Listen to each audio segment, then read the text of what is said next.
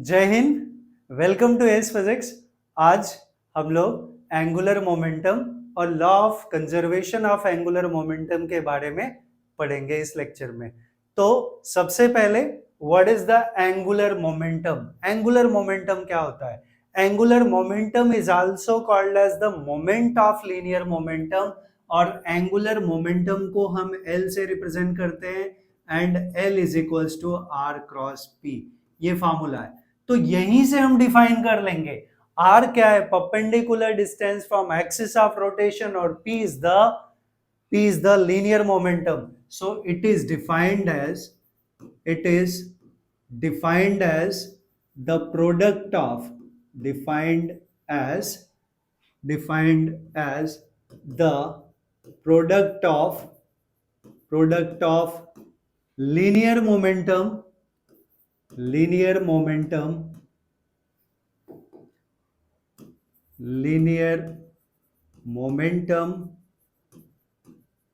and product of linear momentum and perpendicular distance from axis of rotation। ये हमारा definition हो गया किसका? एंगुलर मोमेंटम का, which is also called as the moment of linear momentum. And its formula क्या है इसका? Formula is angular momentum L is equals to R cross P. ये वेक्टर प्रोडक्ट है, इसलिए हमने क्रॉस में लिखा है R cross P. That you people have to remember. अब हम लोग बात करते हैं law of conservation of angular momentum. तो स्टेटमेंट तो जो है वो है डेफिनेटली। स्टेटमेंट क्या है? It states that the rate of change of angular momentum of a rotating body is always conserved or remains constant if no external torque is applied to the body। आप इसको ऐसे बेहतर वे समझ सकते हैं। इसके एप्लीकेशंस के बारे में अगर मैं बात करूं थोड़ा सा, तो L जो है वो कांस्टेंट रहता है, और L का जो फॉर्मूला आएगा वो I इंटू ओमेगा होता है, वो ऑलरेडी हमें पता है। तो कैसे आएगा वो हम लोग उसके बारे में भी डिस्कशन करेंगे। बहुत से एग्जांपल्स हम लोग लेंगे, लाइक जो डाइवर्स होते हैं, पानी के अंदर डाइव करते हैं, वो एक सर्टेन हाइट से जंप करते हैं और वो ज्यादा से ज्यादा रोटेट कर सके या रोटेशन ले सके, इसके लिए दे फोल्ड देयर बॉडी, राइट। या जो बैलेट डांसर्स होते हैं, जो टर्न टेबल के ऊपर डांस करते हैं, उनको अपना स्पीड अगर ज्यादा तेज करना होता है, स्लो करना होता है, तो दे स्प्रेड देयर आर्म्स। ठीक है, आर्म्स को स्प्रेड कर देते तो उनका एंगुलर वेलोसिटी कम हो जाता है। और अगर उनको तेजी से रोटेट करना है तो दे फोल्ड देयर आर्म्स। आप अपने घर में भी ये ऑब्जर्वेशन देखा होगा कि जो छोटे ब्लेड के फैन होते हैं वो हाई स्पीड होते हैं, तो उनका एंगुलर वेलोसिटी ज्यादा होता है क्योंकि उनका मोमेंट ऑफ इनर्शिया कम होता है। और जो बड़े ब्लेड के फैन होते हैं उनका एंगुलर स्पीड कम होता है, राइट, ओमेगा कम होता है, धीरे धीरे घूमते हैं वो, और उनका मोमेंट ऑफ इनर्शिया ज्यादा होता है, राइट। ये एप्लीकेशन है इनका।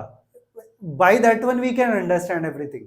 अब हम लोग स्टेटमेंट के ऊपर आ जाते हैं। तो law of conservation of angular momentum, statement क्या है? It states that the rate of change of angular momentum, rate word आया, रेट वर्ड फिजिक्स में आया तो डिवाइडेड बाय टाइम होगा, of a rotating body is always conserved or remains constant if no external torque, that is torque is zero, no external, if condition है ये, if no external torque is acting on the body या applied on the body. ठीक है, तो simply rate of change of angular momentum मैं बोलूंगा dl। अगर angular momentum को L से रिप्रेजेंट कर रहे हैं तो dl बाय dt क्या हो गया?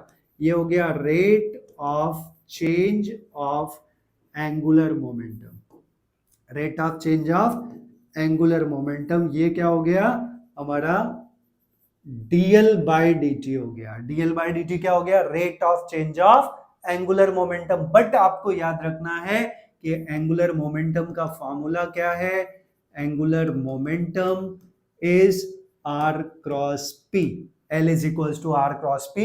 तो हमें dl बाई dt चाहिए, और एक कंडीशन और है, नो एक्सटर्नल टॉर्क, मतलब at tau is equals to 0। तो हम लोग इसका डेरिवेशन स्टार्ट करते हैं एंड देखते हैं कि कैसे वो कांस्टेंट होता है और उसका वैल्यू हमें क्या मिलता है। तो फिर से यहाँ पे स्टेटमेंट लिखा हुआ है, हालांकि हमें स्टेटमेंट से कुछ लेना देना नहीं है, तो मैं यहाँ पे डेरिवेशन पार्ट स्टार्ट कर दूंगा। तो हमें पता है कि since L angular momentum of a rotating body, L is equals to r cross p, ये हमने ऑलरेडी पढ़ा है, अभी पढ़ा है, r क्रॉस p।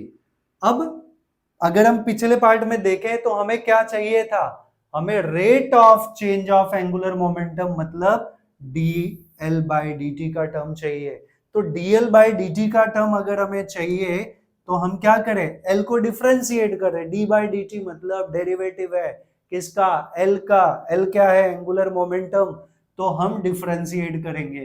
तो ये जो टर्म है इसको हम डिफरेंशिएट कर दें, so differentiating both sides with respect to t, time t के रिस्पेक्ट में हम डिफरेंशिएट करें तो d by D T of L, ये LHS का हो गया, is equals to d by D T of r cross p, r cross p। अब यहां पे देखें, ये RHS का हो गया, r क्रॉस p। तो ये हमारा फर्स्ट फंक्शन है, this is one of the first function and it is the second function. या इसको मैं u ले लूं, इसको v ले लूं, तो आप लोगों ने डेरिवेटिव पढ़ा, डिफरेंशिएशन, यूवी रूल। तो आपने पढ़ा है derivative of d by D x of u into v is u into derivative of v, right, plus v into derivative of u du by D x, correct. तो ये हमारा product rule है, product of two functions, उसका differentiation का। तो यही वाला rule हम यहाँ पे अप्लाई कर दें। हमारा फर्स्ट फंक्शन ये है और सेकंड फंक्शन क्या है, सेकंड फंक्शन हमारा p है। So according to that it will be dl by dt and it is first function r है, cross second function dp by dt हो गया, first function into derivative of second function plus second function that is p cross first derivative of first function dr by dt हो गया, right. अब देखें तो हमें मिलेगा r cross what is dp by dt, dp by dt का term हम निकालते हैं, dp बाई dt। तो dp बाई dt का टर्म हमें क्या मिलेगा, dp बाई dt, हम बात कर रहे हैं dp बाई dt की, तो dp बाई dt, अब ये p क्या है, मोमेंटम है, तो d by dt of what is p, product of mass and velocity, right.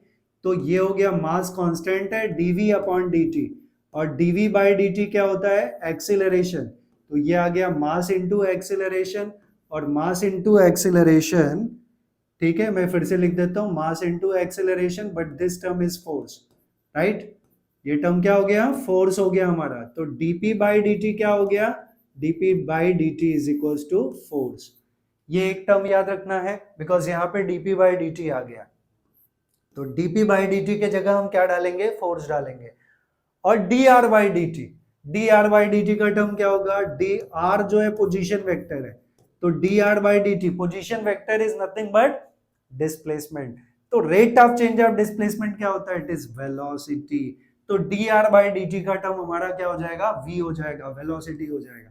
ये टर्म्स हम आगे यहाँ पे सब्सटीट्यूट करते हैं, तो हमें क्या मिलेगा, हमें मिलेगा dp बाई dt, क्या देखा हमने, इट इज फोर्स, तो यहाँ पे r cross f, right, r cross f हो गया, plus p of course is there, और dr बाई dt का टर्म क्या हो गया, that is v cross v।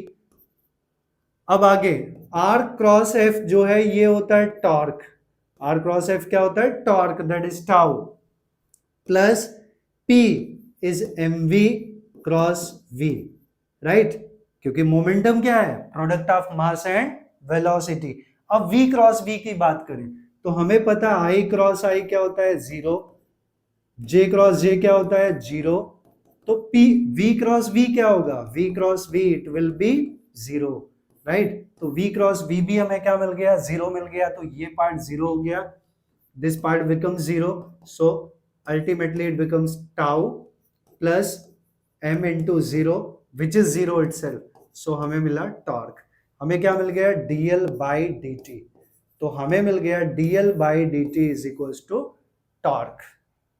ये पार्ट का आप लोग स्क्रीनशॉट ले सकते हैं।